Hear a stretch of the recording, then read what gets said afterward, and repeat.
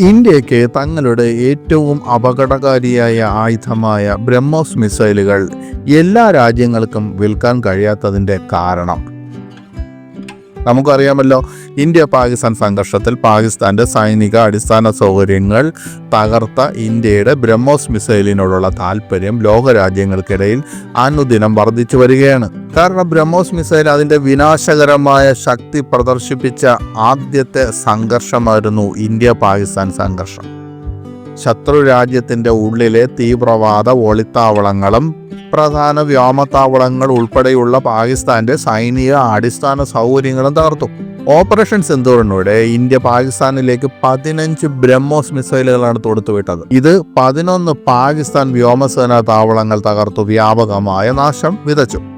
2022 BrahMos aerospace private ലിമിറ്റഡുമായി $374 million കരാറിൽ ഒപ്പുവെച്ചതിന് ശേഷം ഇന്ത്യയിൽ നിന്ന് ബ്രഹ്മോസ് മിസൈൽ സ്വന്തമാക്കുന്ന ആദ്യ രാജ്യമായി ഫിലിപ്പീൻസ് മാറി. ബ്രഹ്മോസ് മിസൈലുകളുടെ രണ്ടാമത്തെ ബാച്ച് ഈ വർഷം ഏപ്രിലിൽ ഫിലിപ്പീൻസിന് കൈമാറി. അതിനുശേഷം വിയറ്റ്നാം ന്യൂഡൽഹിയുമായി സൈന്യത്തിനും നാവികസേനയ്ക്കും വേണ്ടി മാരകമായ സൂപ്പർസോണിക് മിസൈൽ വാങ്ങുന്നതിനുള്ള കരാറിൽ ഒപ്പുവെച്ചു.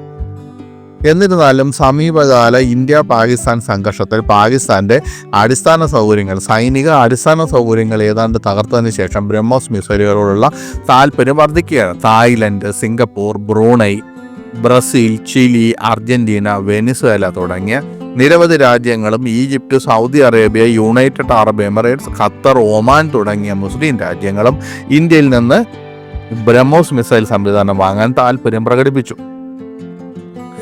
ബ്രഹ്മോസ് സൂപ്പർസോണിക് മിസൈലുകൾ വാങ്ങുന്നതിനായി ഇന്ത്യയുമായി ഒരു കരാറിൽ ഏർപ്പെടുന്നതിൻ്റെ വക്കിലാണ് ഇന്തോനേഷ്യയും. എന്നാൽ ഇന്ത്യക്ക് എന്തുകൊണ്ട് ആഗ്രഹിക്കുന്ന ഏതൊരു രാജ്യത്തിനും ബ്രഹ്മോസ് മിസൈലുകൾ വിൽക്കാൻ കഴിയില്ല?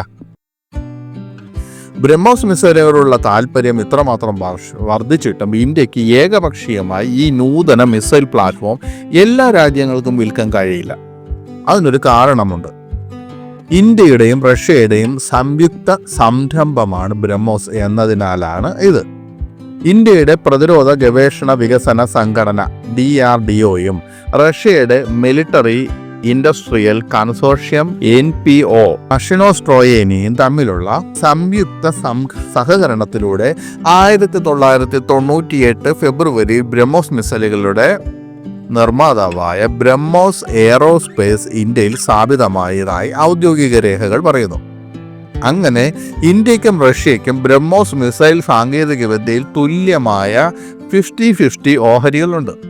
അതായത് ഇന്ത്യ മിസൈൽ പ്ലാറ്റ്ഫോം വിൽക്കാൻ ആഗ്രഹിക്കുന്നുവെങ്കിൽ മൂന്നാമതൊരു രാജ്യത്തിന് വിൽക്കാൻ റഷ്യ കൂടി അത് സമ്മതിക്കേണ്ടിയിരിക്കുന്നു. അങ്ങനെയാണ് എല്ലാ രാജ്യത്തിനും ഇത് വിൽക്കാൻ ഇന്ത്യക്ക് സാധിക്കില്ല എന്ന് പറയുന്നതിന്റെ കാരണം. പ്രത്യേകിച്ച് റഷ്യയുടെ ഒരു ശത്രു രാജ്യത്തിന് വിൽക്കാൻ ചിലപ്പോൾ ഇന്ത്യക്ക് അത് സാധിച്ചു എന്ന് വരില്ല. ബ്രഹ്മോസ് മിസൈൽ നമ്മളോട് ആവശ്യപ്പെടുന്നത് ഒരുപക്ഷെ ഉക്രൈൻ ആണെങ്കിൽ നമുക്ക് ഉക്രൈൻ അത് വിൽക്കാൻ സാധിക്കില്ല. അതുപോലെ റഷ്യയുമായി സംഘർഷാവസ്ഥയിൽ ഇരിക്കുന്ന ഏതെങ്കിലും ഒരു രാജ്യത്തിന് ഈ ബ്രഹ്മോസ് മിസൈൽ വിൽക്കാൻ ഒരുപക്ഷെ ഇന്ത്യക്ക് സാധിച്ചു എന്ന് വരില്ല. ഇന്ത്യയുടെ ഒരു ശത്രുവിന് ബ്രഹ്മോസ് മിസൈൽ ഇന്ത്യക്ക് വിൽക്കാൻ സാധിക്കില്ലല്ലോ. അതുപോലെ തന്നെയാണ് റഷ്യയ്ക്കും അവരുടെ ഒരു ശത്രുവിന് ബ്രഹ്മോസ് മിസൈൽ ഇന്ത്യ കൊടുക്കാൻ അവർക്ക് അനുവദിക്കാൻ അവർക്ക് ബുദ്ധിമുട്ടുണ്ട്.